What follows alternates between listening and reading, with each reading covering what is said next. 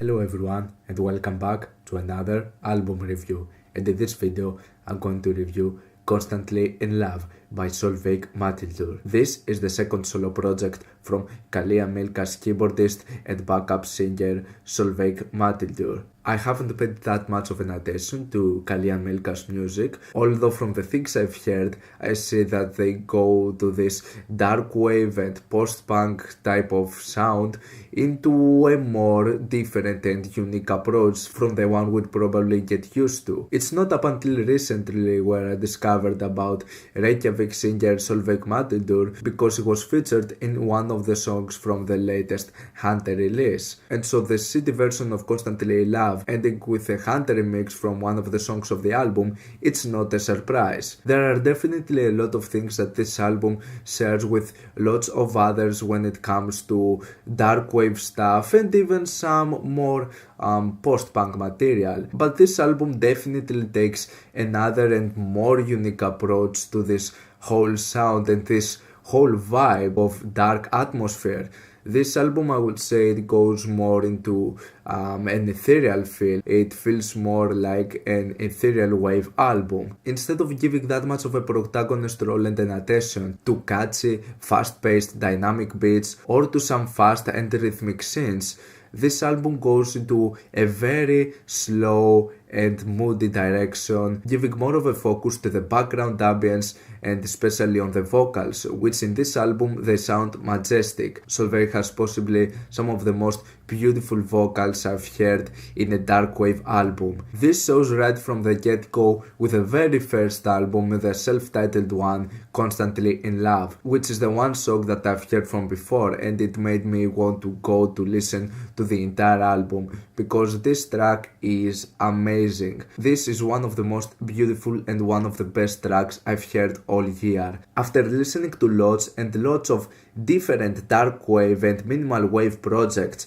it's one of the very rare occasions where I will find something as moody, as melancholic and as atmospheric as this one song in particular. Constantly in Love has an amazing infectious melody that goes way out of the ordinary. It's something that I haven't been used to before, and I'm really surprised how I haven't seen this whole idea being portrayed in this vibe and this aesthetic before. Huge highlight is this excellent bass synth melody, and also another great part is how well the vocals fit with this whole song, with this whole melody. The vocals on this song are gorgeous, they're stellar, and they fit so well with this whole melody. Those vocal inflections are too much on point with this whole structure of this song, and it's an amazing idea and definitely one of the best things I've heard from minimal wave and dark wave music over the past years. From this point my expectations of this album were raised pretty high. Thankfully the songs My Desperation and Your Desperation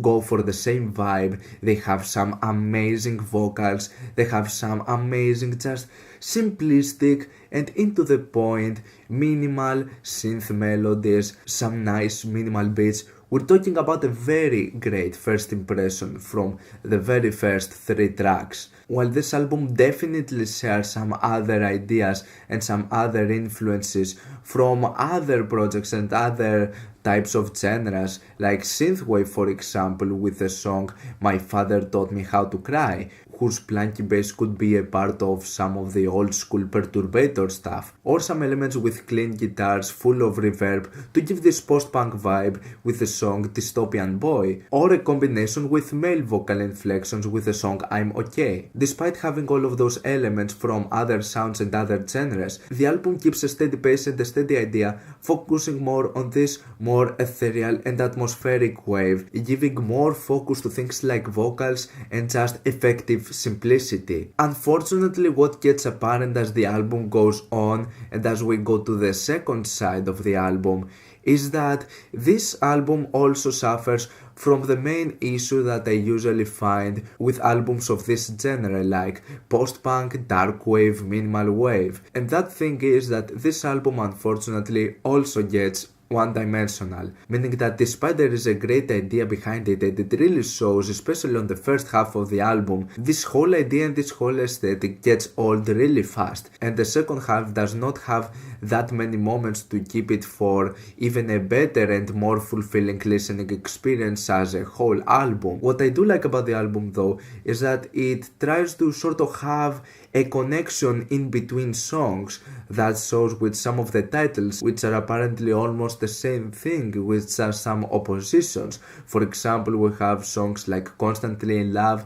and Constantly Heartbroken. Then we have My Desperation, Your Desperation, Dystopian Boy, Utopian Girl. The album just tries to build a concept behind it instead of being another album that just happens to have like 10 set of completely different tracks one from each other. Also, lyrically speaking, this album seems to go into a continuous poetic approach. Unfortunately, some of the recycling parts of the titles, instead of having that much of a connection in between them, it sort of feels like just a reputation, and it also ends up being a recycle of some ideas or even some sounds themselves that are exactly the same thing. For example, the song Constantly Heartbroken has the exact same synth-based melody with the first song Constantly in Love, which even though I love the melody, shouldn't necessarily be the exact same thing. The album on the second half just seems to lack some of the original ideas that made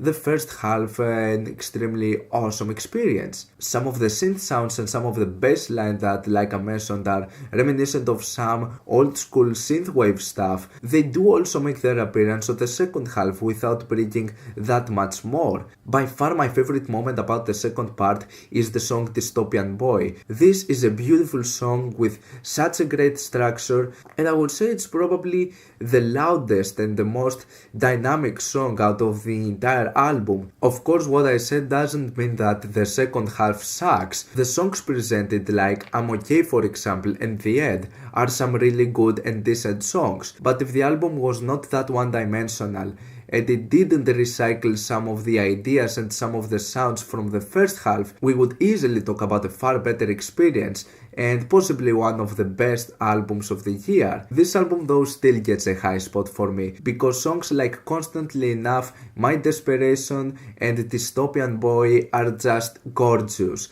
They're beautiful, and we're easily talking about one of the most beautiful melancholic albums you can hear all year. Beautiful atmosphere, gorgeous vocals, and a nice listening experience. I'm going to give this album a 7+ out of 10. What's your opinion on this album? Like it, dislike it, why, and what do you want me to review next time? Let me know down in the comments. Leave a like if you enjoyed the video, subscribe for more content like this. Thank you for watching, and I'll see you all in the next video.